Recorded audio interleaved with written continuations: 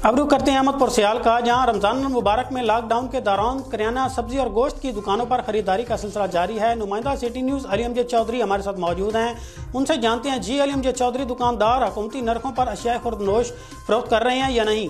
मौजूद हो कलमा चौक अहमदपुर सियाल में, और यहाँ भी दुकानें जो हैं वो खुली हुई हैं। सब्जी की, करियाना की, दीगर जो शॉप्स हैं जिनकी हुकूमत पंजाब ने इस लॉकडाउन के दौरान इजाज़त दी थी, वो दुकानें यहाँ खुली हुई हैं। लेकिन देखना ये है कि क्या इन दुकानों के अंदर जो मार्केट कमेटी के असूल हैं उसके मुताबिक यहाँ अशिया फ़रोख्त की जा रही हैं, उसके रेट के मुताबिक फ़रोख्त की जा रही हैं। दुकानदार मेरे साथ मौजूद हैं, उनसे भी मैं यही उसी हवाले से पूछना चाहूँगा कि अस्सलाम वालेकुम जी। सर, अच्छा, ये बताएं कि मार्केट कमेटी की लिस्ट यहाँ आती है आपके पास? जी सर, आती है। रोजाना की बुनियाद पे आती है? जाना कहते हैं। तो आप उसी के मुताबिक ही अशिया फरोख्त करते हैं? आलू किस हिसाब फरोख्त कर रहे हैं? 54 रुपए किलो सर। 54 रुपए किलो। मार्केट कमेटी जो है उसका क्या रेट है? 54। उसका भी 54 रुपए रेट है। उसके अलावा जी, और प्याज आप किस रेट पे फरोख्त कर रहे हैं? 40 रुपए किलो कर रहे हैं। अच्छा, 40 रुपए किलो।